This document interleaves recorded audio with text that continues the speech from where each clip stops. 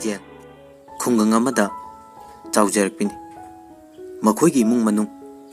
ꯃꯌꯥꯏ ꯑꯣꯏꯅ ꯅꯨꯡꯉꯥꯏꯔꯝꯃꯤ꯫ ꯑꯗꯨꯒ ꯂꯣꯌꯥꯗꯤ ꯏꯝꯐꯥꯜꯗ ꯆꯥꯎꯔꯛꯄꯅꯤ꯫ ꯃꯈꯣꯏꯒꯤ ꯏꯃꯨꯡꯗꯤ ꯏꯅꯥꯛ ꯀꯩꯔꯥꯛ ꯌꯥꯝ ꯈꯨꯜꯂꯝꯃꯤ꯫ ꯂꯣꯌꯥ ꯑꯃꯗꯤ ꯂꯤꯡꯖꯦꯜ ꯀꯣꯂꯦꯖ ꯂꯥꯏꯐꯇꯒꯤ ꯍꯧꯅ ꯅꯨꯡꯁꯤꯅꯗꯨꯅ ꯂꯥꯛꯏ꯫ ꯍꯧꯖꯤꯛꯇꯤ ꯃꯈꯣꯏ ꯑꯅꯤ ꯌꯨꯝꯕꯥꯟꯕꯒꯤ ꯂꯝꯕꯤꯗ ꯈꯣꯡ ꯊꯥꯡꯖꯤꯜꯂꯒꯦ ꯍꯥꯏꯅ ꯈꯟꯅꯔꯤ꯫ ꯂꯤꯡꯖꯦꯜꯗꯤ ꯂꯥꯏꯕꯛ ꯊꯤꯕꯅ ꯁꯤꯟꯐꯝ ꯑꯃꯠꯇ ꯇꯧꯗ꯭ꯔꯤ꯫ ꯂꯣꯌꯥꯗꯤ ꯑꯦꯛꯇꯤꯚ ꯁꯥꯔꯚꯤꯁꯇ ꯊꯕꯛ ꯆꯪꯂꯝꯃꯤ꯫ ꯅꯣꯡꯃꯒꯤ ꯅꯨꯃꯤꯠ ꯑꯃ ꯂꯣꯌꯥꯒꯤ ꯑꯍꯟꯁꯤꯡ ꯂꯤꯡꯖꯦꯜ ꯈꯣꯏꯗ ꯂꯥꯛꯇꯨꯅ ꯂꯨꯍꯣꯡꯕꯒꯤ ꯋꯥꯐꯝ ꯍꯧꯗꯣꯛꯂꯝꯃꯤ꯫ ꯃꯈꯣꯏ ꯑꯅꯤ ꯍꯥꯟꯅꯗꯒꯤ ꯅꯨꯡꯁꯤꯅꯕ ꯑꯣꯏꯕꯅ ꯍꯧꯖꯤꯛꯇꯤ ꯂꯨꯍꯣꯡꯕꯒꯤ ꯋꯥꯐꯝꯁꯨ ꯌꯥꯅꯔꯗꯨꯅ ꯂꯤꯡꯖꯦꯜ ꯃꯍꯥꯛꯀꯤ ꯅꯨꯡꯁꯤꯔꯕ ꯏꯃꯥ ꯕꯕꯥ ꯃꯆꯤꯟ ꯃꯅꯥꯎ ꯁꯥꯒꯩ ꯅꯥꯇꯩ ꯀꯌꯥ ꯊꯥꯗꯣꯛꯇꯨꯅ ꯃꯥꯒꯤ ꯅꯨꯡꯁꯤꯕꯒꯤ ꯃꯀꯥꯗ ꯂꯥꯛꯑꯝꯃꯤ꯫ ꯃꯇꯝꯗꯨꯗ ꯂꯤꯡꯖꯦꯜ ꯃꯄꯥꯝ ꯂꯝꯗꯝꯕꯨ ꯌꯦꯡꯗꯨꯅ ꯃꯤꯠꯂꯨꯗ ꯄꯤꯔꯥꯡ ꯆꯤꯟꯊꯗꯨꯅ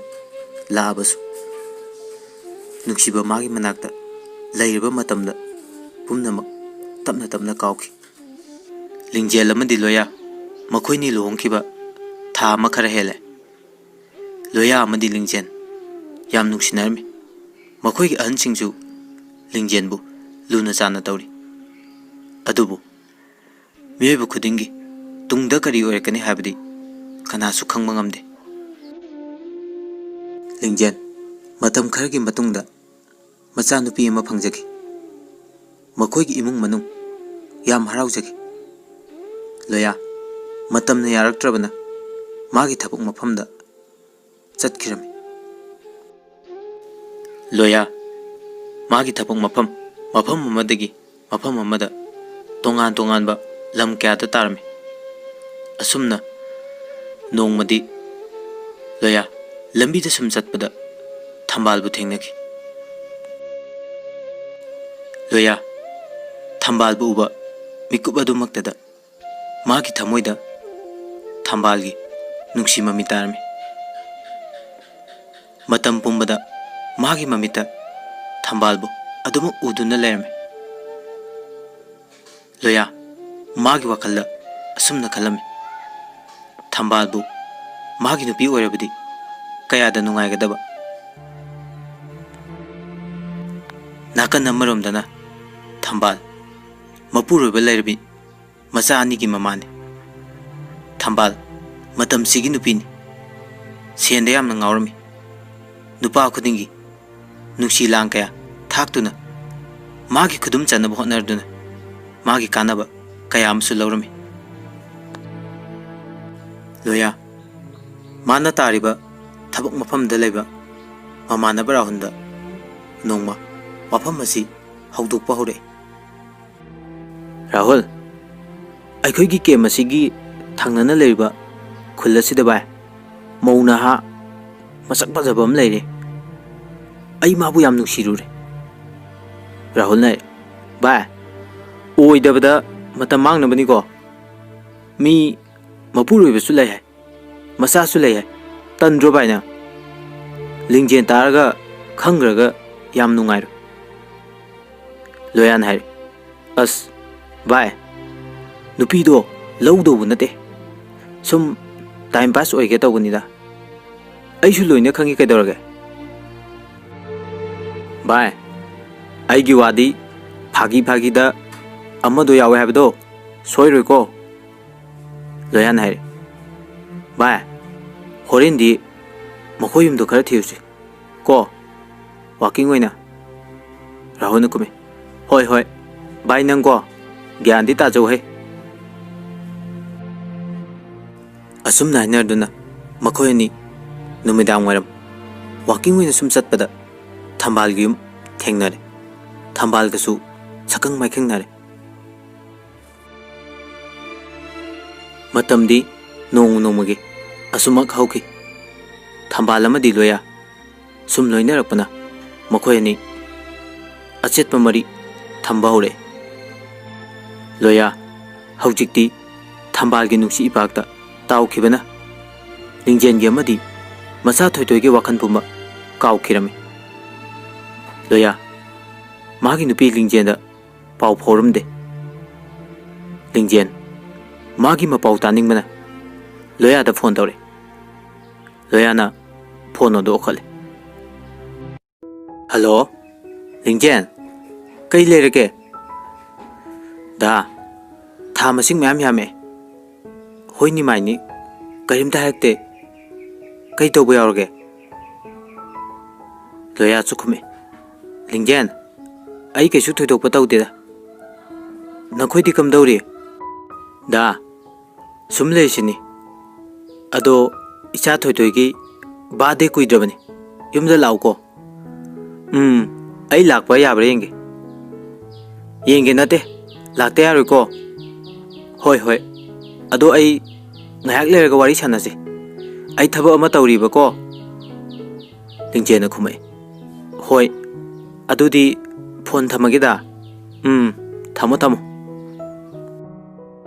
ꯐꯣꯟ ꯊꯝꯈ꯭ꯔꯕ ꯃꯇꯨꯡ ꯂꯣꯌꯥꯗꯤ ꯁꯣꯝꯗ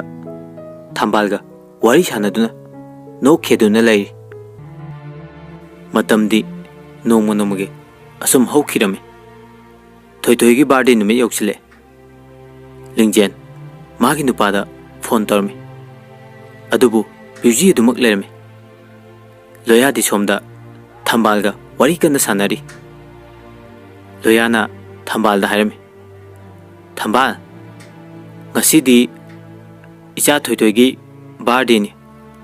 ꯑꯩ ꯌꯨꯝ ꯆꯠꯄ ꯇꯥꯔꯤ꯫ ꯊꯝꯕꯥꯜ ꯂꯣꯌꯥꯕꯨ ꯈꯝꯕꯟꯕ ꯍꯧꯔꯦ꯫ ꯗꯥꯝꯆꯥ, ꯅꯪ ꯆꯠꯈꯤꯅꯣꯕ꯫ ꯅꯪ ꯌꯨꯝꯗ ꯆꯠꯈ꯭ꯔꯗꯤ ꯅꯣꯡ ꯅꯤꯅꯤꯗꯤ ꯂꯩꯒꯦ ꯍꯥꯏꯅꯤ꯫ ꯑꯩ ꯄꯥꯝꯗꯦꯕꯀꯣ꯫ ꯅꯨꯡꯁꯤꯕꯤ, ꯀꯔꯤꯝꯇ ꯈꯟꯒꯅꯨ꯫ ꯅꯪꯒꯤꯗꯃꯛ ꯑꯩꯒꯤ ꯊꯋꯥꯏ ꯍꯛꯆꯥꯡ ꯄꯨꯝꯕ ꯂꯦꯞꯂꯤꯕꯅꯤꯅꯦ꯫ ꯊꯝꯕꯥꯜ ꯃꯈꯣꯜ ꯅꯧꯊꯁꯟꯅꯔꯒ, ꯗꯥꯝꯆꯥ, ꯑꯩꯗꯤ ꯉꯁꯤꯁꯦ ꯏꯕꯥꯅꯤ ꯗꯥꯝ ꯑꯃ ꯑꯅꯧꯕ ꯑꯃ ꯁꯥꯕꯗꯣ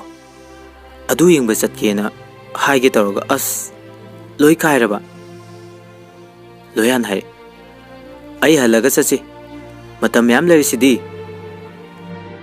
ꯊꯝꯕꯥꯜ ꯃꯈꯥ ꯇꯥꯅ ꯍꯥꯏꯔꯦ, ꯑꯩꯅ ꯍꯥꯏꯕꯅ ꯌꯥꯗꯦ, ꯑꯗꯨꯒ ꯏꯆꯦꯅ ꯍꯥꯏꯕꯅ ꯌꯥꯔꯕ ꯅꯠꯇ꯭ꯔꯣ? ꯌꯥꯔꯦ ꯌꯥꯔꯦ, ꯅꯪꯒꯤ ꯑꯄꯥꯝꯕꯗꯣ ꯇꯧꯔꯣ꯫ ꯊꯝꯕꯥꯜꯅ ꯌꯥꯝꯅ ꯀꯟꯅ ꯂꯣꯌꯥꯕꯨ ꯊꯤꯡꯈꯤꯕꯅ ꯃꯍꯥꯛ ꯃꯌꯨꯝꯗ ꯆꯠꯄ ꯉꯝꯈꯤꯗꯦ꯫ ꯁꯣꯝꯗꯅ ꯂꯤꯡꯖꯦꯟ ꯀꯦꯛ ꯀꯛꯅꯕ ꯂꯣꯌꯥꯗ ꯐꯣꯟ ꯇꯧꯔꯦ꯫ ꯂꯣꯌꯥ ꯐꯣꯟ ꯑꯣꯛꯈꯠꯂꯒ ꯍꯥꯏꯔꯦ, ꯂꯤꯡꯖꯦꯟ, ꯅꯪ ꯁꯥꯎꯔꯅꯨ꯫ ꯁꯥꯔꯅ ꯑꯩꯈꯣꯏ ꯃꯤ ꯑꯃꯠꯇ ꯁꯨꯇꯤ ꯄꯤꯔꯣꯏꯅ ꯍꯥꯏ꯫ ꯊꯕꯛ ꯈꯔ ꯃꯅꯨꯡꯗ ꯂꯩꯕꯅ ꯑꯩꯁꯨ ꯂꯥꯛꯄ ꯌꯥꯗ꯭ꯔꯦ꯫ ꯂꯤꯡꯖꯦꯟꯅ ꯈꯨꯝꯃꯤ, ꯗꯥ, ꯀꯩꯁꯨꯄꯨꯗꯤ ꯀꯥꯏꯗꯦꯗ꯫ ꯁꯨꯝ ꯅꯪ ꯌꯥꯎꯒ ꯀꯦꯛ ꯀꯛꯑꯕꯗꯤ ꯊꯣꯏꯁꯨ ꯌꯥꯝ ꯍꯔꯥꯎꯖꯒꯅꯤꯅ ꯇꯧꯕꯅꯤ꯫ ꯐꯔꯦ ꯐꯔꯦ, ꯌꯥꯗ꯭ꯔꯗꯤ ꯀꯔꯤꯗꯤ ꯎꯄꯥꯏ ꯂꯩ꯫ ꯋꯥꯁꯤ ꯍꯥꯏꯔꯒ ꯂꯤꯡꯖꯦꯟ ꯐꯣꯟ ꯑꯗꯨ ꯊꯝꯈꯤ꯫ ꯂꯤꯡꯖꯦꯜꯗꯤ ꯃꯥꯒꯤ ꯄꯨꯛꯅꯤꯡ ꯋꯥꯈꯟꯗ ꯊꯃꯣꯏꯗ ꯂꯣꯌꯥꯅ ꯑꯁꯨꯝꯅ ꯐꯠꯇ꯭ꯔꯕ ꯊꯕꯛ ꯇꯧꯔꯝꯒꯅꯤ ꯍꯥꯏꯕꯁꯦ ꯅꯣꯡꯃꯇꯁꯨ ꯈꯜꯂꯨꯗꯦ꯫ ꯂꯣꯌꯥ ꯊꯝꯕꯥꯜꯒ ꯂꯣꯏꯅꯅ ꯗꯥꯝ ꯌꯦꯡꯕ ꯆꯠꯂꯝꯃꯤ꯫ ꯃꯇꯝ ꯑꯗꯨꯗ ꯂꯣꯌꯥ ꯍꯣꯏꯒꯤ ꯂꯩꯀꯥꯏ ꯄꯨꯟꯅ ꯂꯩꯃꯤꯟꯅꯕ ꯅꯨꯄꯥ ꯑꯃꯅ ꯂꯣꯌꯥꯒ ꯊꯝꯕꯥꯜꯒꯅ ꯇꯧꯔꯤꯕ ꯃꯇꯧꯗꯨ ꯎꯔꯝꯃꯤ꯫ ꯅꯨꯄꯥ ꯑꯗꯨ ꯃꯈꯣꯏ ꯑꯅꯤꯒꯤ ꯃꯇꯧꯗꯨꯗ ꯌꯥꯝ ꯄꯦꯟꯖꯔꯝꯗꯦ꯫ ꯂꯤꯡꯖꯦꯜꯗ ꯄꯥꯎꯁꯤ ꯇꯝꯂꯒꯦ ꯍꯥꯏꯅ ꯃꯌꯨꯝꯗ ꯊꯨꯅ ꯍꯜꯂꯛꯑꯝꯃꯤ꯫ ꯁꯣꯝꯗꯅ ꯂꯤꯡꯖꯦꯟ ꯕꯥꯔꯗꯦ ꯇꯧꯕꯒꯤ ꯃꯌꯥꯝ ꯆꯥꯕ ꯊꯛꯄ ꯂꯣꯏꯕꯒꯤ ꯀꯣꯜ ꯂꯤꯛ ꯐꯦꯡꯗꯨꯅ ꯀꯣꯜ ꯂꯣꯏꯁꯤꯜꯂꯝꯃꯤ꯫ ꯇꯟꯖꯥ ꯑꯁꯤꯗ ꯅꯨꯄꯥ ꯑꯗꯨꯅ ꯂꯤꯡꯖꯦꯟꯕꯨ ꯀꯧꯗꯨꯅ ꯃꯅꯥꯛꯇ ꯆꯪꯉꯤ꯫ ꯑꯣ ꯏꯇꯩꯃ, ꯑꯣ ꯏꯇꯩꯃ ꯂꯤꯡꯖꯦꯟ, ꯀꯩ ꯍꯥꯏꯒꯦ?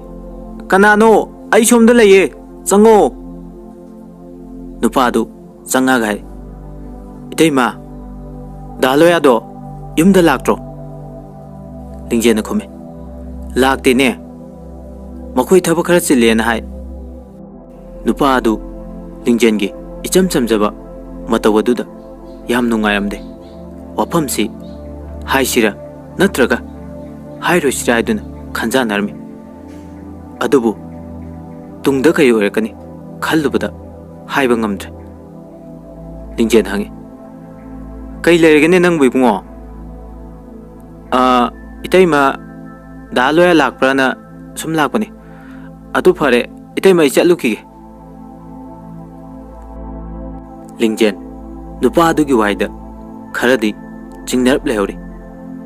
ꯁꯣꯝꯗꯅ ꯂꯣꯌꯥ ꯗꯥꯝ ꯌꯦꯡꯕ ꯂꯣꯏꯔꯒ ꯃꯥꯒꯤ ꯀꯦꯝꯗ ꯑꯃꯨꯛ ꯍꯜꯂꯛꯑꯝꯃꯤ꯫ ꯊꯝꯕꯥꯜꯗꯤ ꯃꯥꯒꯤ ꯄꯨꯟꯁꯤꯗ ꯂꯣꯌꯥꯒ ꯄꯨꯜꯂꯒ ꯃꯔꯦꯛ ꯃꯍꯥꯎ ꯊꯣꯛꯅ ꯍꯤꯡꯕ ꯉꯝꯖꯔꯤ꯫ ꯊꯝꯕꯥꯜꯒꯤ ꯅꯨꯄꯥ ꯕꯤꯖꯦꯟ ꯃꯥꯒꯤ ꯅꯨꯄꯤꯅ ꯍꯣꯡꯂꯛꯂꯤꯕ ꯃꯑꯣꯡ ꯃꯇꯧ ꯑꯗꯨꯗ ꯌꯥꯝ ꯄꯦꯟꯖꯔꯝꯗꯦ꯫ ꯃꯥꯒꯤ ꯄꯤꯛꯂꯤꯕ ꯃꯆꯥ ꯑꯗꯨꯅ ꯃꯃꯥꯗ ꯀꯦꯖꯕ ꯅꯧꯖꯕ ꯀꯌꯥ ꯐꯪꯖꯔꯝꯗꯦ꯫ ꯂꯩꯀꯥꯏꯒꯤ ꯃꯤꯑꯣꯏ ꯀꯌꯥꯅꯁꯨ ꯂꯨꯝꯕꯨ ꯂꯨꯝꯕꯨ ꯉꯥꯡꯅꯕ ꯍꯧꯔꯛꯑꯦ꯫ ꯊꯝꯕꯥꯜ ꯃꯥꯒꯤ ꯊꯃꯣꯏꯗ ꯑꯀꯤꯕ ꯅꯨꯡꯉꯥꯏꯇꯕ ꯀꯔꯤꯁꯨ ꯐꯥꯎꯔꯝꯗꯦ꯫ ꯃꯥꯒꯤ ꯁꯥꯖꯠ ꯂꯩꯁꯥꯕꯤ ꯑꯃꯒꯨꯝ ꯀꯣꯏꯅꯤꯡꯕ ꯂꯥꯡꯅꯤꯡꯕ ꯀꯣꯏꯗꯨꯅ ꯑꯗꯨꯃꯛ ꯇꯧꯔꯤ꯫ ꯃꯥꯒꯤ ꯅꯨꯄꯥꯅ ꯀꯌꯥ ꯉꯥꯡꯕ ꯆꯩꯕ ꯇꯧꯔꯕꯅꯤ꯫ ꯑꯗꯨꯕꯨ ꯊꯝꯕꯥꯜ ꯃꯥꯒꯤ ꯀꯦꯠꯁꯤꯟꯅꯕ ꯇꯧꯁꯤꯟꯅꯕ ꯋꯥꯍꯩ ꯈꯔꯗ ꯍꯦꯛꯇꯃꯛ ꯄꯪꯊꯩ꯫ "ꯕꯤꯖꯦꯟ ꯌꯥꯝ ꯋꯥꯔꯧꯖꯩ, ꯑꯗꯨꯕꯨ ꯊꯝꯕꯥꯜ ꯌꯥꯎꯗꯅ ꯃꯥꯒꯤ ꯄꯨꯟꯁꯤ ꯍꯤꯡꯕ ꯉꯝꯗꯕꯅ ꯃꯍꯥꯛ ꯑꯗꯨꯃꯛ ꯈꯥꯡꯕ ꯇꯥꯔꯤ." ꯁꯣꯝꯗꯅ ꯂꯤꯡꯖꯦꯟ ꯃꯥꯒꯤ ꯅꯨꯄꯥꯒꯤ ꯑꯍꯣꯡꯕ ꯃꯇꯧ ꯀꯌꯥ ꯑꯁꯨꯝ ꯅꯣꯡꯃꯒꯤ ꯎꯕ ꯍꯧꯔꯛꯏ꯫ ꯂꯤꯡꯖꯦꯟ ꯃꯥꯒꯤ ꯄꯨꯛꯅꯤꯡ ꯋꯥꯈꯜ ꯄꯣꯊꯥꯐꯝ ꯈꯪꯂꯝꯗꯦ꯫ ꯋꯥꯈꯜ ꯃꯣꯟ ꯈꯜꯂꯤ꯫ ꯅꯣꯡꯃꯒꯤ ꯅꯨꯃꯤꯠ ꯑꯃꯁꯨ ꯂꯣꯌꯥꯒ ꯊꯝꯕꯥꯜꯒ ꯒꯥꯔꯗꯦꯟꯗ ꯀꯣꯏꯕ ꯆꯠꯁꯦ ꯍꯥꯏꯗꯨꯅ ꯆꯠꯂꯝꯃꯤ꯫ ꯅꯨꯃꯤꯠ ꯑꯗꯨꯗꯅ ꯂꯤꯡꯖꯦꯟꯒ ꯌꯨꯝꯂꯣꯟꯅꯅ ꯂꯩꯕ ꯄ꯭ꯔꯤꯌꯥꯅ ꯂꯣꯌꯥꯅ ꯇꯧꯔꯤꯕꯗꯨ ꯎꯔꯝꯃꯤ꯫ ꯄ꯭ꯔꯤꯌꯥ ꯂꯣꯌꯥꯒ ꯊꯝꯕꯥꯜꯒꯅ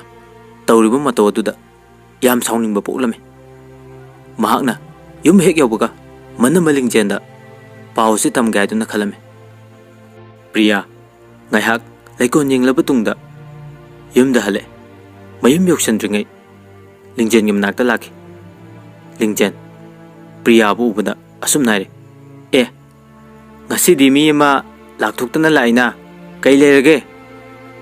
ꯄ꯭ꯔꯤꯌꯥ ꯄ꯭ꯔꯞ ꯆꯪꯂꯛꯇꯨꯅ ꯍꯥꯏꯔꯦ, "ꯏꯅꯝꯃ,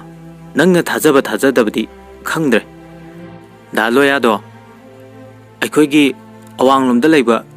ꯒꯥꯔꯗꯦꯟꯗꯣ ꯑꯗꯨꯗ ꯃꯧ ꯑꯃꯒ ꯆꯠꯃꯤꯟꯅꯍꯧꯏ." ꯂꯤꯡꯖꯦꯟ, "ꯑꯦ, ꯀꯩꯅꯣꯅꯦ ꯍꯥꯏꯁꯤꯕꯣ? ꯗꯥꯗꯤ ꯊꯕꯛ ꯃꯐꯝꯗꯒꯤ ꯆꯠꯊꯣꯛꯄ ꯌꯥꯗꯦꯅ ꯍꯥꯏꯕꯅꯤ, ꯃꯥꯟꯅꯕꯗꯨꯝ ꯑꯣꯏꯔꯝꯒꯅꯤꯗ." ꯄ꯭ꯔꯤꯌꯥꯅ ꯈꯨꯝꯃꯛꯏ, "ꯅꯠꯇꯦ ꯏꯅꯝꯃ, ꯑꯩ ꯐꯖꯅ ꯃꯨꯟꯅ ꯌꯦꯡꯂꯕꯅꯤ꯫ ꯃꯕꯥꯅꯤꯒꯤ ꯃꯇꯧꯗꯣ ꯏꯅꯝꯃ ꯅꯨꯡꯉꯥꯏꯔꯣꯏꯗ꯭ꯔꯗꯤ ꯈꯪꯗꯦ, ꯌꯥꯝ ꯍꯩꯅꯗꯦ, ꯃꯇꯩ ꯃꯅꯥꯎꯒꯨꯝ ꯆꯠꯃꯤꯟꯅꯩ." ꯂꯤꯡꯖꯦꯟ ꯄ꯭ꯔꯤꯌꯥꯒꯤ ꯋꯥꯍꯩ ꯑꯗꯨꯗ ꯊꯃꯣꯏꯗ ꯅꯨꯡꯉꯥꯏꯇꯕ ꯄꯣꯛꯂꯤ꯫ ꯑꯗꯨꯕꯨ ꯃꯄꯥꯟꯊꯣꯡꯗ ꯍꯥꯏꯗꯣꯛꯄꯗꯤ ꯉꯝꯖꯗꯦ꯫ ꯄ꯭ꯔꯤꯌꯥꯅ ꯍꯥꯏꯔꯦ, "ꯏꯅꯝꯃ, ꯍꯥꯏꯕꯤꯗꯦ ꯍꯥꯏꯅꯤ ꯅꯪ ꯃꯥꯒ ꯄꯨꯜꯂꯤꯕ ꯅꯨꯄꯤꯗꯣ ꯃꯤꯅ ꯌꯥꯝ ꯍꯥꯏꯅꯕ ꯅꯨꯄꯤꯅꯤꯀꯣ." ꯋꯥꯁꯦ ꯍꯥꯏꯔꯝꯂꯒ ꯄ꯭ꯔꯤꯌꯥ ꯃꯌꯨꯝꯗ ꯆꯠꯈꯤ꯫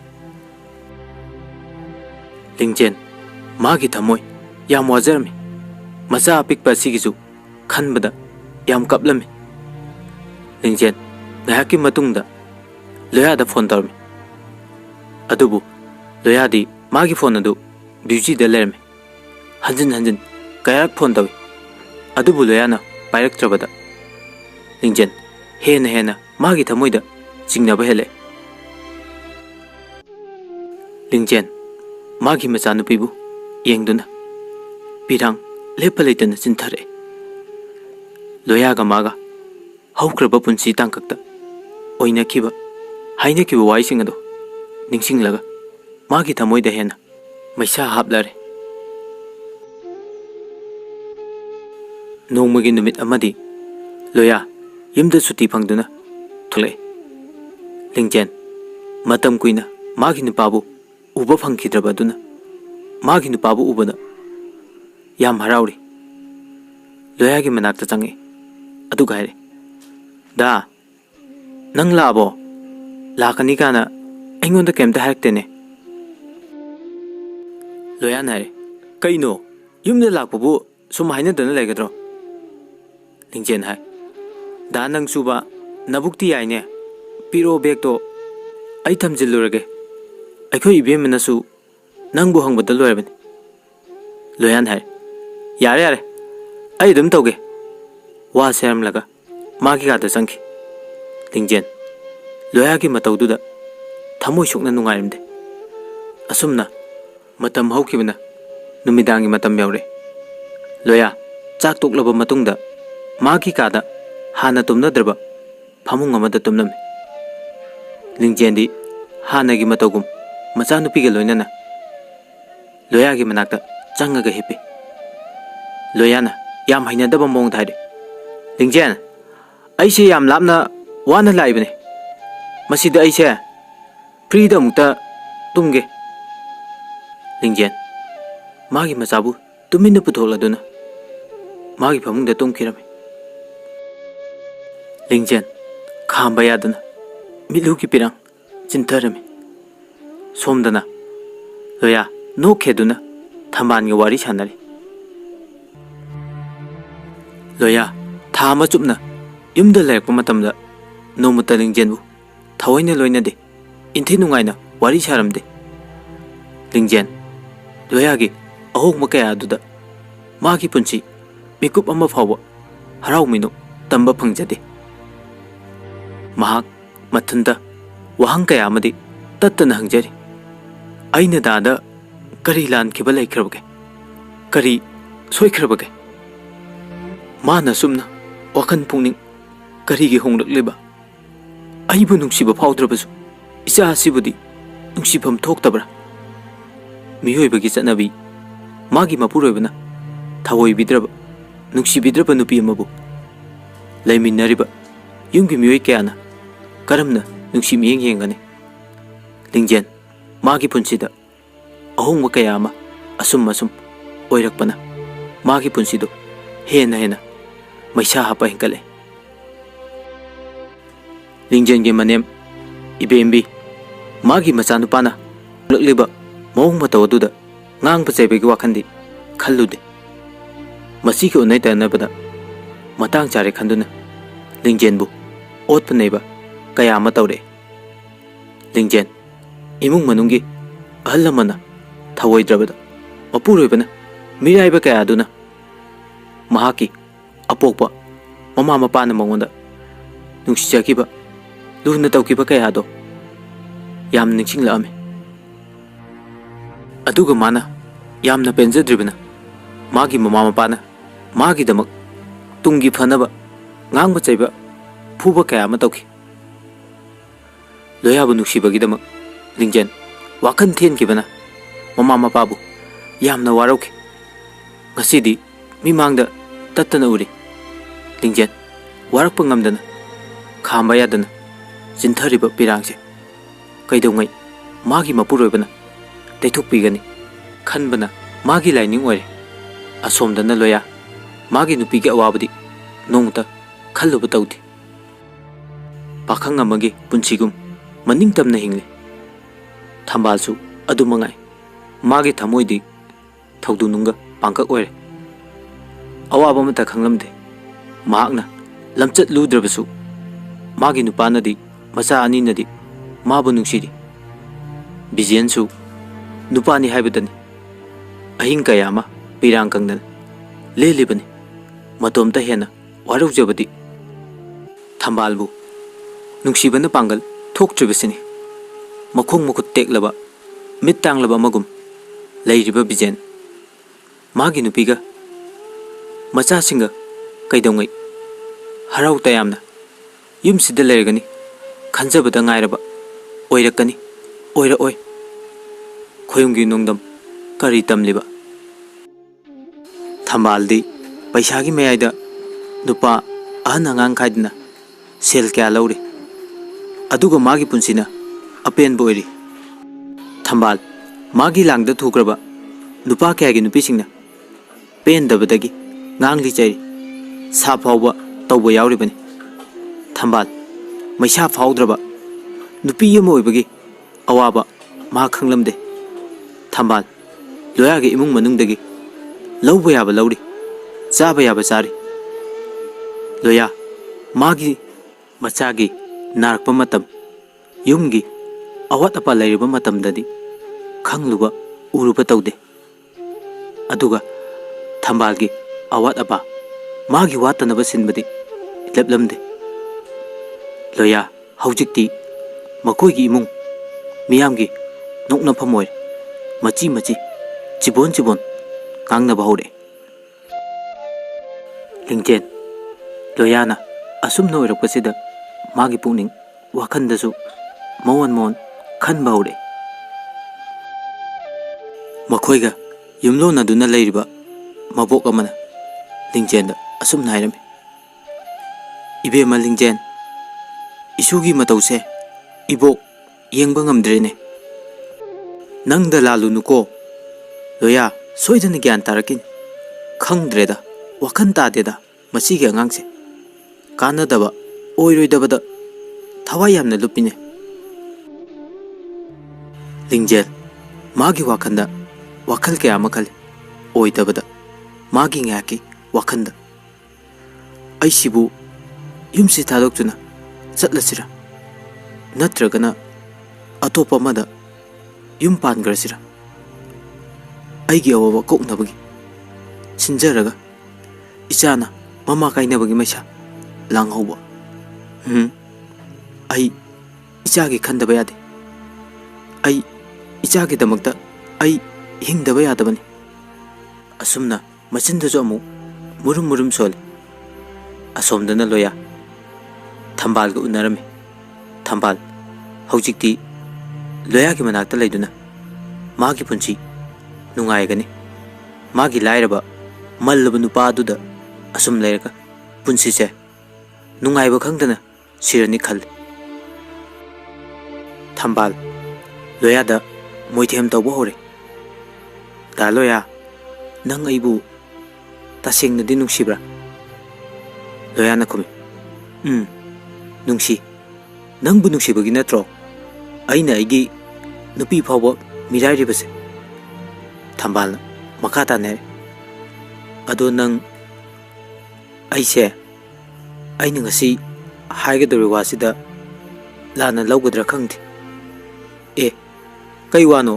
hayu kai nungsibe ai nang naiba tarageba thambal nai daloya ibani nungsinabada natana achetpa mari phawba leir aibu karam kanba nang yumda pubidunu loya tapna haire thambal nang aigi laibakta nanga panthungoyu tamlamdre adubu una una khangna khangna nang budi kawbu ngamde loya thambal bu themjel nang kemda khangano nangi damak aina leplibsidi ngasi nongmani nidang ngaiko aduga nangbu aigi yumda soidana pugani nangbu nuksibagi mipung kudimak ai mayuknagani thambal yam harauri thambalna asum naire aigi da nungsiba nang naibu asuki matik nungsibiramase aigi laibak kaya da faraba asumna matam khara sohokre loya thambalbu magi yumda puduna lai matam aduda loyagi nupi lingjen mayam mamangda ikaiba thamoi sokpa henkibana thambalbu nganglame nangbu karamba nupino ha nupi yama oiraga nupi ga waba khangdaba nangbu saro miro asuk phatraba nangi pukjen aigi nupabu nangi khudum challabasu nangsu matam amadadi aina taribe pise nungolaba nangi thamoidusu nongmadi pirangtana chotkeni loya thambalda magi nupi lingjena ngang chai haiduna lingjenbu khupakna tharame loya lingjenbu mangak paidun il satkhro ikai khangdabi ai nanga leminaba pamdabadagi mabu pusalaine satkhro chalo lingjen thamoi sungna kap sakai da nupa oibasingi puksel se asumna tawi haiba ai ngasi ta kang ai nangonda kari lan khrabaga hayo nang isa sibusu nang nungsibu poktrabra loyana poktre ai kanamta nungsibu poktre satkhro chalo nasakto ai yengba pamde lingjen nangna tandrabasu ai soideni yumda isa se purga satkhini ai gi punsibu lai bena thaklaga lai khoktagi thadatuna nakhong makna netlaba ai gi punsibu thawai yaudraba laidi amagumna uraba nupini ngami matik nangna tawribado nangsu nongmadi aina tariba pi asigum taro heba ngamloi ko nangsu wa seram laga lingjet mayumda macha nupibu makhut samaga puraga chatkhr manembo ibembedi mayumda ki chathokibana paw se khanglamde maksu lambi da tardun mayumda prap change ibembi ngang ba saibati amat tawramde mahakna thamalbu loksilame masagi apama nupi oibana masabu kibade asum nhaire yam pharabani bungo ichana tawribase aidi nahana lingjel je pamdrabani adubu isu thoitoidi aikhoi sagai gi ini walusinaba matamda aikhoi laugadabani ko thambal su khume lausi ma ai ichabu luna tawgani thambal di makoi gi lanthum amadi loya gi paisa kaya do launa bagi tat tawduni yumsida lairibe amaromda loya di thambal gi thamoi di khanglamde magi nungsi langda pumsum sungkhre asomda ne lingjen ahalaman mai hoduna loya hoide lai loya kaisuk na sunglude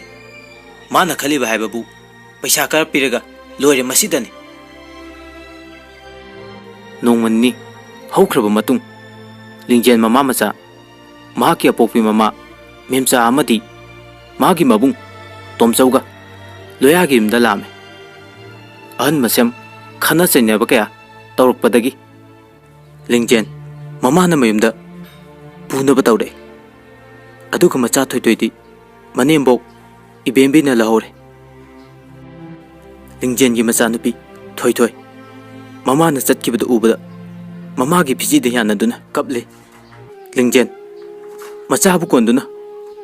thamoi songna kaptu na haire ima gi bema nan mukki mapokta ima na kari karamba iran tawrubagi ngasi asuk wa ba jaina se isorna piribano mama gi thoithoi icha yaudana ima hingba ngamloye ai karamna yumda laigani hayo thoithoi angang oiba khangdabana paukhum di piramde mama gi pi yana duna adumak kaple lingjen manem ibembi gi makhong konduna haijeri ima ai imsu bu thadoktuna chatlabasu thoithoi budi engonda sinabiyo ima su nupi ne mama amana macha amabu kayamuk yam maru hoiba amadi mama na kondraba macha na karam leli haiba khanglibani ima ai khurumjari icha bu pibiu ibembi paithok tun leri memchana hena sawraduna lingjon bu chingduna puki somdana ibembi macha nupi thoitoibu pamduna imungda puchanki lingjen yum yorba matungda magi macha thoitoigi photo अदु यिंगदुना याम कपलम मेमचा मचा नुपी की मतौदो Young ngamlamde mahaksu kaplam amaromduna thambalgi mapuroba bijen magi nupina atopa nupa amada yum pala haibase khanglamde makhoi gi lekai gi ahal lamana pawo sitaduna bijen gi memda lai bijen anaduna phingna changlakpada ubada bijen prap changchinduna hangi khura kaidoba yawrbage anaduna haire ibungo khura wafam khara nangonda tamge bijena habiu khura kari anaduna haire bijen nangi nupi thambal do bijena thambal kaidawrabage makhata na haire nupa amada chen kare ngasi lohongani na haine bijena ha kaino haisibu khura madi makoi mangamde haiduna chatkibani anaduna amu haire ibungo adu phatraba oktraba nupi adu yumsidai chatkibasi nakan amadadi yam phai adubu pikliba masa ani sigi mahak kharadi khanpam thoidana bijena khura aina lairaboiruba yum amanbada leirubana mahak maning thunglaroi khalla male khura satkrasana isa ani gi dama ai ichau chauna leibasidi makoi gi kari wat kani aina nupa thoktraba nupi warakpa ngamludabana ngasi de saina se itomda phanghaure mahaksu nungaina yumduda leisan ngasi dagidi aigi punsina leiringai da ma yumsida changjafam piraroi mabu sikra haina khallabani annaduna haire ibungo laibakini na khando angang anibu sema ngamnaba kanna honau ko khura su chatlage asum nairaga ahladu chatki bijen macha apikpa anibu konduna kaple macha anina apabung bijen da hangai baba ima do bobo khoita chatkibado lakte phone tawo baba bijen macha gi wahi tabada makhol tokna kaple ipa gi thoiba bema ipa da namabu hanglanu ai madugi paukum piba ngamde bema thoibadi khangdabanina ima gi manakta chatki haiduna kaple bijen upai leterduna macha ani bu phurame aduga nangi ka da changwa haiduna macha ani bu tansile macha ani kibana phamungda tasinduna leiri bijena matungda nama hek hangaba nakoi ani aina kaidobaga habado yengwairame bijen khudum sujinduna kaple asumna matam khara sokre somdana thambal loyaga matam kharadi nungsi chana duna leminarame adubu hainabi thawain ta na sakkiba isaidi nongmuta sunghangi haibaduni thambal lambi da sum thoklakpada khangaudana maga hana nungsinaba nupa ama thengnarame makoi ani hanagi matogum nungshi mityengna yengli nupa adudi atopa nupa amada amuk yumpa laibasu khanglamde makoi ani wari ngayak sanarba matung thambal yumda hale thambal magi wakhanda mawon amuk khale loya dagidi maga thengnariba rosana amuka hena paisa paiba nungaibe hele thambal magi wakhanda amuksu khale as aise rosangi nupi ga oradi kayam nungai ni adubu masu nupi angang lerbani karamna kaina hansige rosan se yamna dising bani kharadi wana di thokani se asumna numit asidagi thambal gi wakhal ꯑꯃꯗꯃꯨꯛ ꯂꯩꯈꯤꯕꯅ ꯑꯍꯣꯡꯕ ꯀꯌꯥ ꯑꯃ ꯑꯣꯏꯔꯦ꯫ ꯂꯣꯌꯥ ꯃꯥꯒꯤ ꯊꯃꯣꯏꯗ ꯊꯝꯕꯥꯜꯕꯨ ꯄꯦꯟꯗꯕ ꯍꯧꯔꯛꯏ꯫ ꯊꯝꯕꯥꯜꯒꯤ ꯄꯨꯛꯆꯦꯜꯁꯦ ꯑꯉꯛꯄꯅꯤ, ꯑꯣꯟꯅꯤꯡꯕ ꯍꯦꯛꯇ ꯑꯣꯟꯕ ꯉꯝꯕ꯫ ꯁꯣꯝꯗꯅ ꯔꯣꯁꯟ ꯊꯝꯕꯥꯜꯕꯨ ꯀꯣꯏꯔꯤꯕꯁꯦ ꯄꯔꯥ ꯑꯃꯗꯤ ꯇꯝꯕꯤꯒꯦ ꯋꯥꯈꯟꯗ ꯈꯜꯂꯤꯕꯅꯤ꯫ ꯔꯣꯁꯟ ꯊꯝꯕꯥꯜꯒ ꯂꯣꯠꯅ ꯄꯥꯎ ꯐꯥꯎꯅꯔꯤ꯫ ꯊꯝꯕꯥꯜꯕꯨ ꯃꯥꯅ ꯄꯥꯝꯖꯕ ꯃꯥꯒꯤ ꯋꯥꯈꯜꯗ ꯌꯥꯝ ꯅꯨꯡꯉꯥꯏꯍꯜꯂꯤ꯫ ꯔꯣꯁꯟ ꯊꯝꯕꯥꯜꯕꯨ ꯊꯦꯝꯅꯧꯗꯨꯅ ꯃꯥꯒꯤ ꯈꯨꯗꯨꯝ ꯆꯟꯕ ꯉꯝꯅꯕ ꯍꯣꯠꯅꯔꯤ꯫ ꯃꯇꯝꯒꯤ ꯈꯣꯡꯆꯠꯇꯤ ꯀꯅꯥꯁꯨ ꯊꯤꯡꯕ ꯉꯝꯗꯦ꯫ ꯃꯇꯝ ꯈꯔ ꯍꯧꯈ꯭ꯔꯦ꯫ ꯂꯣꯌꯥ ꯊꯝꯕꯥꯜꯒꯤ ꯍꯣꯡꯂꯛꯂꯤꯕ ꯃꯑꯣꯡ ꯃꯇꯧ ꯑꯗꯨꯗ ꯃꯍꯥꯛꯁꯨ ꯂꯤꯡꯖꯦꯜꯅ ꯐꯥꯎꯈꯤꯕ ꯆꯩꯅꯥꯗꯣ ꯃꯍꯥꯛꯀꯤ ꯃꯐꯝꯗꯁꯨ ꯃꯤꯀꯨꯞ ꯑꯁꯤꯗ ꯐꯥꯎꯔꯔꯤ꯫ ꯏꯕꯦꯝꯕꯤ, ꯂꯥꯟꯖꯗ꯭ꯔꯕ ꯂꯤꯡꯖꯦꯜꯒꯤ ꯄꯨꯟꯁꯤꯕꯨ ꯑꯣꯠꯂꯨꯕ ꯉꯁꯤꯗꯤ ꯃꯥꯒꯤ ꯄꯨꯟꯁꯤꯗꯁꯨ ꯊꯝꯕꯥꯜꯅ ꯑꯃꯨꯛ ꯑꯣꯠꯅꯤꯡꯕ ꯃꯑꯣꯡꯗ ꯑꯣꯠꯂꯦ ꯁꯥꯟꯅꯔꯤ꯫ ꯑꯍꯜ ꯑꯣꯏꯁꯤꯜꯂꯛꯂꯕ ꯏꯕꯦꯝꯕꯤ ꯃꯤꯀꯨꯞ ꯑꯁꯤꯗꯗꯤ ꯍꯤꯡꯗꯨꯅ ꯂꯩꯕ ꯄꯥꯝꯗ꯭ꯔꯦ꯫ ꯃꯁꯨ ꯊꯣꯏꯊꯣꯏ ꯂꯩꯁꯥ ꯄꯨꯡꯀꯛ ꯐꯥꯔꯦ꯫ ꯊꯝꯕꯥꯜ ꯅꯣꯡꯃꯗꯤ ꯔꯣꯁꯟꯒ ꯎꯅꯁꯤ ꯍꯥꯏꯗꯨꯅ ꯃꯈꯣꯏ ꯑꯅꯤ ꯎꯅꯔꯝꯃꯤ꯫ ꯔꯣꯁꯟ ꯃꯥꯒꯤ ꯑꯅꯤꯡꯕ ꯑꯄꯥꯝꯕ ꯈꯨꯗꯤꯡꯃꯛ ꯊꯝꯕꯥꯜꯒꯤ ꯃꯐꯝꯗ ꯄꯥꯡꯊꯣꯛꯂꯝꯃꯤ꯫ ꯔꯣꯁꯟꯗ ꯊꯝꯕꯥꯜꯅ ꯍꯥꯏꯔꯦ, ꯔꯣꯁꯟ, ꯉꯁꯤꯗꯤ ꯅꯪꯒꯤ ꯑꯅꯤꯡꯕ ꯑꯄꯥꯝꯕ ꯈꯨꯗꯤꯡꯃꯛ ꯐꯪꯂꯕꯅꯤꯅ ꯑꯩꯁꯨ ꯅꯪꯒꯤ ꯅꯌꯨꯝꯗ ꯄꯨꯕꯤꯔꯣ꯫ ꯔꯣꯁꯟꯅ ꯈꯨꯝꯃꯦ, ꯊꯝꯕꯥꯜ, ꯅꯪ ꯃꯇꯝ ꯈꯔꯗꯤ ꯉꯥꯏꯈꯣ꯫ ꯅꯪꯁꯨ ꯌꯦꯡꯉꯨꯅꯦ, ꯏꯆꯥ ꯍꯥꯏꯔꯦ ꯂꯣꯏꯅ ꯆꯥꯎꯔꯦ꯫ ꯑꯗꯨꯒ ꯑꯩꯅ ꯅꯪꯕꯨ ꯑꯃꯨꯛ ꯄꯨꯁꯤꯜꯂꯕꯗꯤ ꯀꯔꯤ ꯊꯣꯛꯀꯅꯤ? ꯅꯪꯁꯨ ꯈꯜꯂꯨ꯫ ꯊꯝꯕꯥꯜꯅ, ꯅꯪ ꯑꯗꯨꯗꯤ ꯑꯩꯕꯨ ꯅꯅꯥꯛꯇ ꯊꯝꯕ ꯉꯝꯂꯣꯏꯗꯕ ꯂꯩꯔꯕꯗꯤ ꯀꯔꯤꯒꯤ ꯑꯩꯕꯨ ꯅꯪꯅ ꯈꯨꯗꯨꯝ ꯆꯜꯂꯤ? ꯅꯪ ꯑꯩꯒꯤ ꯖꯠꯄꯨ ꯀꯔꯤ ꯑꯣꯏꯅ ꯈꯟꯒꯦ? ꯔꯣꯁꯟ ꯃꯈꯥ ꯇꯥꯅ ꯍꯥꯏꯔꯦ, ꯅꯪꯕꯨ ꯅꯪꯒꯤ ꯖꯠꯄꯨ ꯀꯔꯤ ꯑꯣꯏꯅ ꯈꯟꯒꯦꯅ ꯃꯃꯜ ꯌꯥꯎꯗ꯭ꯔꯕ, ꯃꯃꯜ ꯄꯤꯔꯒ ꯌꯣꯟꯕ ꯂꯥꯏꯙꯤ ꯑꯃꯒꯨꯝ ꯅꯨꯄꯥ ꯀꯌꯥꯗ ꯌꯣꯜꯂꯦ꯫ ꯅꯪꯅ ꯑꯩꯕꯨꯁꯨ ꯇꯁꯦꯡꯅ ꯅꯨꯡꯁꯤꯔꯝꯂꯣꯏ ꯍꯥꯏꯕꯁꯦ ꯑꯩꯁꯨ ꯈꯪꯏ꯫ ꯑꯩꯒꯤ ꯁꯦꯟ ꯂꯟ ꯊꯨꯝ ꯀꯌꯥꯗ ꯅꯪ ꯃꯤꯇꯥꯕ ꯑꯣꯏꯔꯝꯒꯅꯤ꯫ ꯅꯪꯒꯨꯝꯕꯤ ꯑꯣꯛꯇꯕ ꯑꯃꯕꯨ ꯑꯩꯒꯤ ꯅꯨꯄꯤ ꯑꯣꯏꯕ, ꯑꯩꯗꯤ ꯃꯄꯣꯛꯁꯤꯗ ꯅꯠꯇꯦ, ꯃꯄꯣꯛ ꯈꯨꯗꯤꯡꯒꯤ ꯉꯝꯂꯣꯏ꯫ ꯁꯦ,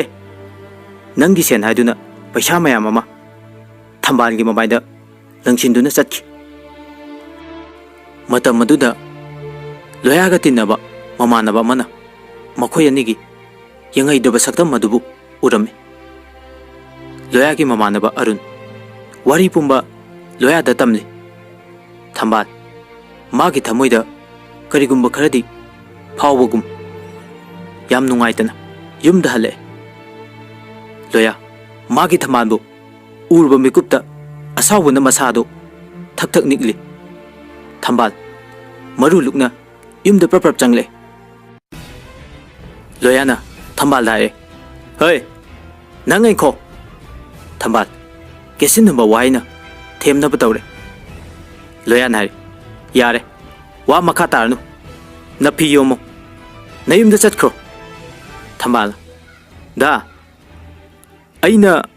ꯃꯔꯛ ꯊꯠꯅ ꯂꯣꯌꯥꯅ, ꯆꯠꯂꯣ, ꯅꯪ ꯌꯨꯝꯁꯤꯗ ꯃꯈꯥ ꯇꯥꯅ ꯂꯩꯔꯕ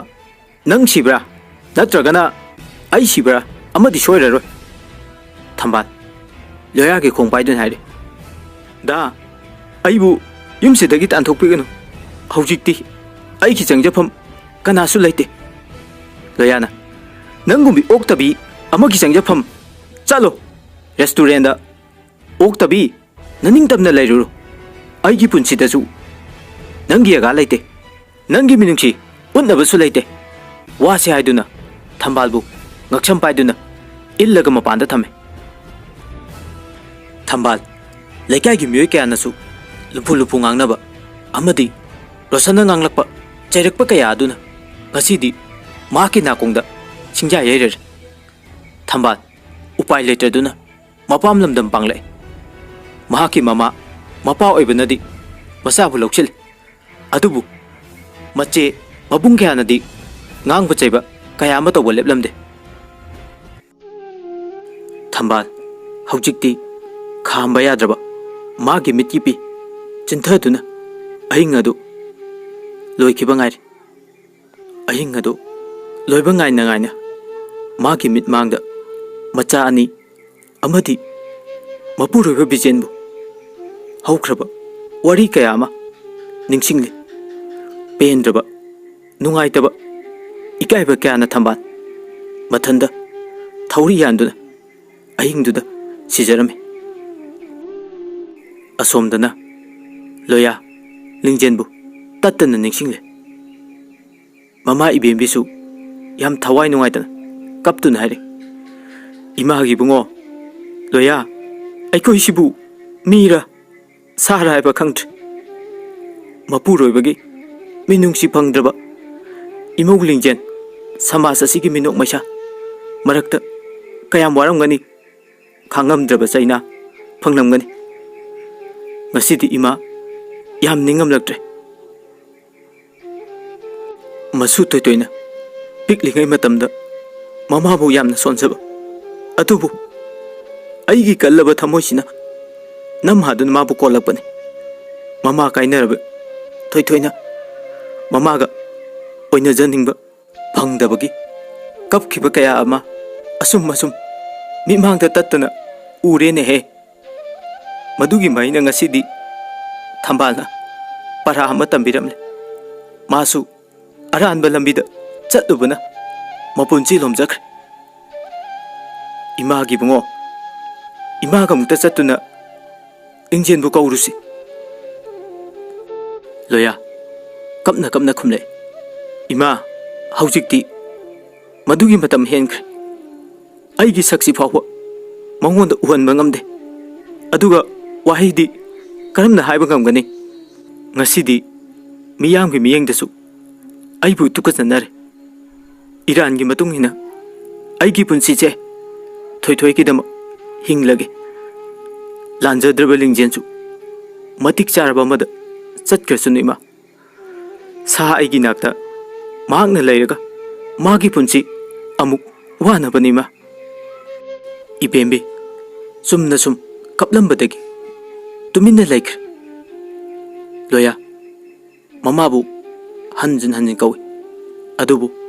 mama kumlakitra loya yam kaplame ngayaki matungda ibembegi thawai haudraba haksang poloirame masigi matung loya magi punsida awabana hemankibana nisada laisuba misak ama oire magi thaba adusu makok thongbo officer singna suspend tawre loya hena awaba phanglakpana nisada enjankibana loya magi haksang adu I oba hore loya kuina hinglare khanduna thoitoibu lingjengi manakta pure lingjengi mamadi loyabu ngang bu chebe kaya ama tawri lingjen masabu nusibana thoitoibu konduna khajaide chupiba kaya tawduna kaple loya lingjen daire lingjen ngasidi ai nafamda maithire aigi minungsi phangdraba nangna samas asida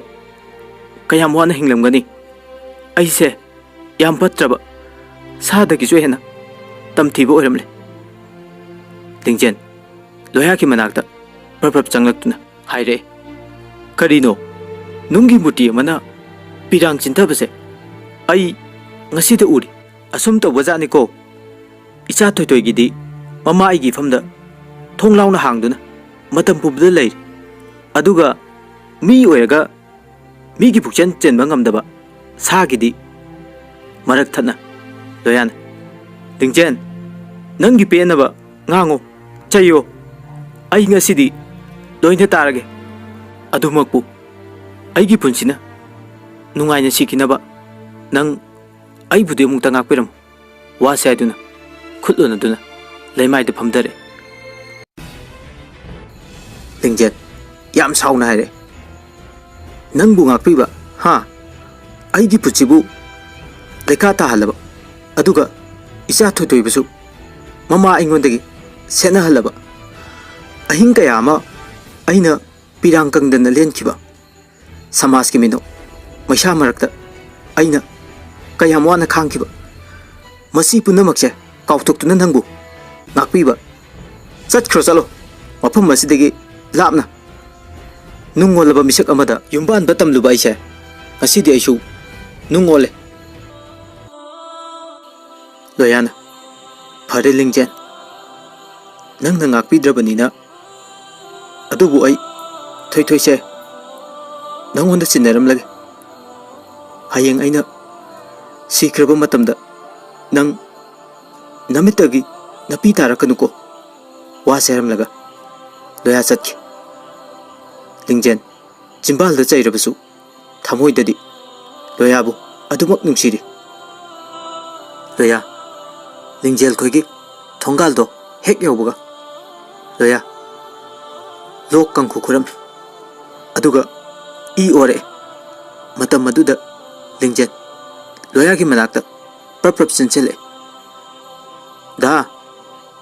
ꯗꯥ ꯂꯣꯌꯥ ꯂꯣꯌꯥꯗꯤ ꯂꯦꯞꯄ ꯂꯩꯇꯅ E ꯑꯣꯔꯤ ꯂꯤꯡꯖꯦꯟꯅ ꯗꯥ ꯂꯥꯛꯑꯣ ꯗꯣꯛꯇꯔꯗ ꯆꯠꯁꯦ ꯂꯣꯌꯥ ꯋꯥꯐꯝ ꯑꯗꯨ ꯌꯥꯔꯝꯗꯦ ꯆꯠꯂꯣꯏ ꯋꯥꯁꯦ ꯍꯥꯏꯗꯨꯅ ꯃꯉꯛꯇꯨ ꯍꯥꯏꯔꯤ ꯂꯤꯡꯖꯦꯟ ꯅꯍꯥꯛ ꯌꯥꯎꯗꯅ ꯑꯩ ꯍꯤꯡꯕ ꯉꯝꯂꯣꯏꯌꯦꯗ ꯅꯆꯥ ꯅꯨꯄꯤ ꯊꯣꯏꯊꯣꯏꯅ ꯅꯪꯕꯨ ꯍꯪꯂꯛꯄꯗ ꯑꯩ ꯄꯥꯎꯈꯨꯝ ꯄꯤꯅꯕ ꯂꯩꯇꯦꯗ ꯂꯣꯌꯥꯅ ꯂꯤꯡꯖꯦꯟ ꯏꯆꯥ ꯅꯨꯄꯤ ꯊꯣꯏꯊꯣꯏꯕꯨ ꯂꯨꯅ ꯇꯧꯕꯤꯌꯨ ꯍꯥꯏꯔꯝꯂꯒ ꯃꯍꯥꯛ ꯇꯥꯏꯕꯪꯄꯥꯟ ꯊꯥꯗꯣꯛꯈꯤ ꯂꯤꯡꯖꯦꯟ ꯑꯃꯗꯤ ꯃꯆꯥꯅꯨꯄꯤ ꯊꯣꯏꯊꯣꯏꯅ ꯃꯄꯥꯕꯨ ꯀꯧꯗꯨꯅ ꯀꯞꯂꯝꯃꯤ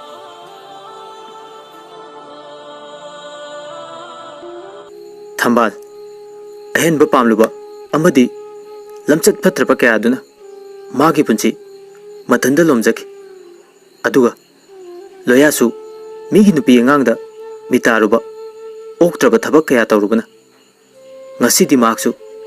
ꯃꯊꯟꯇ ꯄꯨꯟꯁꯤ ꯃꯥꯡꯖꯔꯦ ꯑꯁꯨꯝꯅ ꯃꯤꯑꯣꯏꯕ ꯍꯥꯏꯕꯁꯦ ꯆꯩꯅꯥ ꯐꯪꯂꯕ ꯃꯇꯝꯗ ꯃꯥꯒꯤ ꯃꯔꯥꯜ ꯈꯪꯖꯩ ꯍꯥꯏꯕꯗꯨ ꯋꯥꯔꯤꯁꯤꯗ ꯎꯠꯂꯤ ꯋꯥꯔꯤ ꯑꯁꯤꯕꯨ ꯌꯦꯡꯕꯤꯔꯤꯕ ꯑꯃꯗꯤ ꯇꯥꯕꯤꯔꯤꯕ ꯚ꯭ꯌꯨꯋꯔꯁꯤꯡꯅ ꯋꯥꯔꯤ ꯑꯁꯤ ꯇꯥꯔꯕ ꯃꯇꯨꯡꯗ ꯑꯗꯣꯝꯒꯤ ꯊꯃꯣꯏꯗ ꯑꯁꯣꯏ ꯁꯣꯏꯗ ꯑꯃꯗꯤ ꯀꯔꯤ ꯐꯥꯎꯕꯒꯦ ꯍꯥꯏꯕꯗꯣ ꯀꯃꯦꯟꯗ ꯊꯝꯕꯤꯔꯝꯃꯨ ꯋꯥꯔꯤ ꯑꯁꯤ ꯃꯇꯥꯡ ꯑꯁꯤꯗ ꯂꯣꯏꯁꯤꯟꯖꯔꯦ